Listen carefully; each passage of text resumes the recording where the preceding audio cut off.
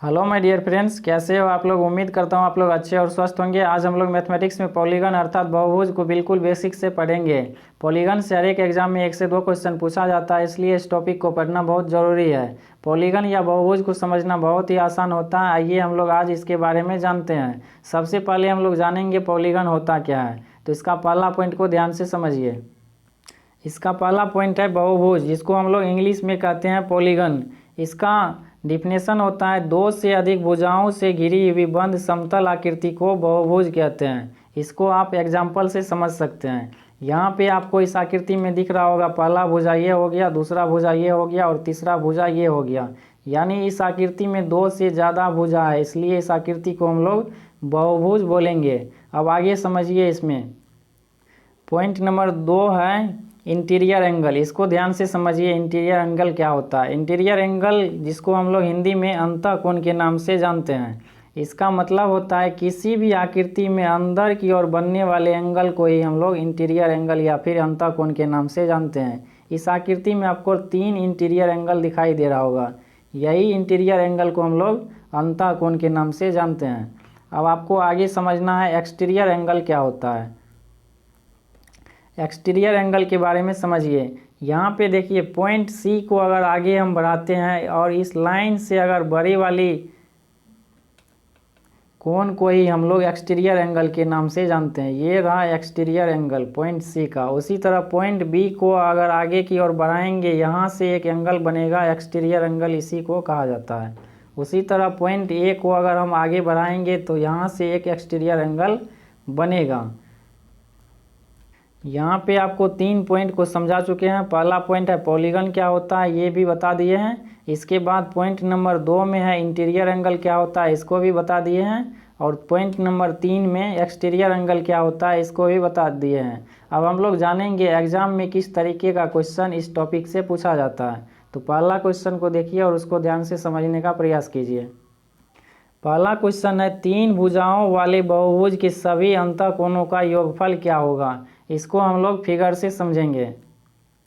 ये रहा 3 भुजाओं से बनने वाला आकृति। अब यहाँ पे हमें निकालना क्या है, यहाँ पे हमें निकालना है सभी अंतःकोणों का योगफल क्या होगा। यानी इस आकृति में जितने भी इंटीरियर एंगल है, इन तीनों का हमें निकालना है सम, यानी योगफल निकालना है इस आकृति के अंतःकोण का। तो इसको हम लोग ट्रिक से समझेंगे। ट्रिक क्या है उसको ध्यान से समझिए। यहाँ पे आपको कितना भुजा दिया गया है, 3 भुजा दिया गया है। तो सिर्फ आपको 3 लिखना है और इसको आपको माइनस कर देना है इसमें से 2 को, और इसको मल्टीप्लाई करना है 180 से।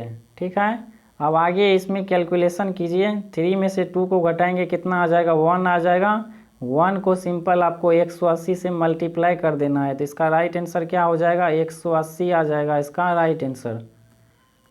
इस ट्रिक को आपको इसी फिगर से याद रखना है। त्रिभुज के तीनों कोणों का योग कितना होता है, 180 डिग्री होता है। यहीं से आपको ट्रिक को याद रखना है। तो इसका राइट आंसर क्या हो जाएगा, ऑप्शन नंबर ए हो जाएगा इसका राइट आंसर।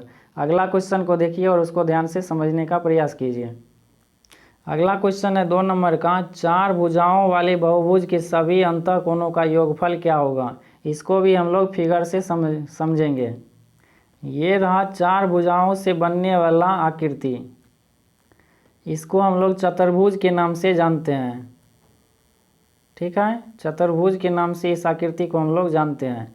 तो इसको हम लोग आगे ट्रिक से इसका सभी अंतःकोणों का योगफल निकालेंगे। तो ट्रिक क्या है उसको ध्यान से समझिए। यहाँ पे आपको क्या दिया गया है, 4 भुजा दिया गया है। तो 4 लिखना है, 4 में से 2 को माइनस कर देना है और मल्टीप्लाई कर देना है 180 से। ठीक है। आगे समझिए। इसमें अब 4 में से 2 घटाएंगे, कितना आ जाएगा, 2 आ जाएगा। 2 को मल्टीप्लाई करेंगे 180 से तो कितना आ जाएगा, 360 हो जाएगा इसका राइट आंसर। तो आपको पता होनी चाहिए चतुर्भुज के चारों एंगल का सम कितना होता है, चारों एंगल का सम होता है 360 डिग्री, और इसका प्रत्येक कोण 90 डिग्री होता है। तो यहाँ से निकल के आता है 360 डिग्री। तो ऑप्शन नंबर इसका डी हो जाएगा राइट आंसर। उम्मीद करता हूँ आप लोगों को समझ में आ रहा होगा।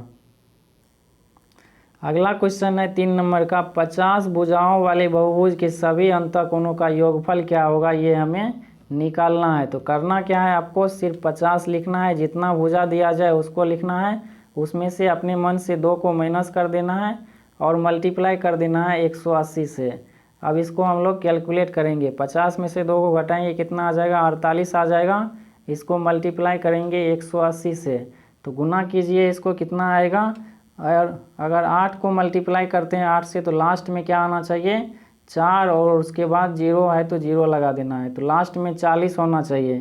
तो इसका राइट आंसर क्या हो जाएगा, ऑप्शन नंबर ए हो जाएगा। आप लोग कैलकुलेट करके देख सकते हैं, 86 40 ही होगा इसका राइट आंसर।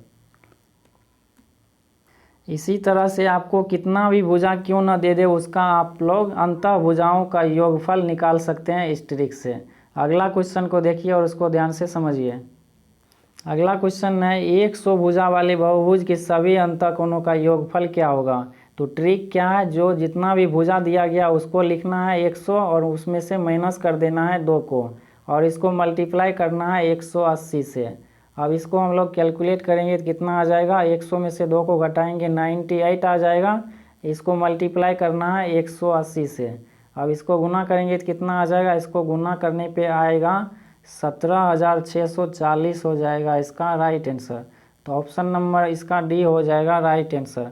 अगला क्वेश्चन को देखिए और उसको ध्यान से समझिए। अगला क्वेश्चन है 5 नंबर का, 1000 भुजाओं वाले बहुभुज के सभी अंतः कोणों का योगफल क्या होगा, ये हमें फाइंड आउट करना है। तो करना क्या है, आप लोगों को तरीका बता चुके हैं, उसी ट्रिक से आपको इसका आंसर लाना है और इसका आंसर हमें कमेंट बॉक्स में आप लोग बताइएगा, ठीक है। तो मिलते हैं हम लोग नेक्स्ट के क्लास में। अगली क्लास में हम लोग जानेंगे किसी भी बहुभुज में विकर्णों की संख्या कैसे निकाला जाता है, उसको सीखेंगे। तो इस क्लास में इतना ही, मिलते हैं हम लोग नेक्स्ट के क्लास में। तब तक के लिए अगर चैनल पर नए हैं तो चैनल को सब्सक्राइब कर लीजिए और वीडियो को लाइक एंड शेयर कीजिए।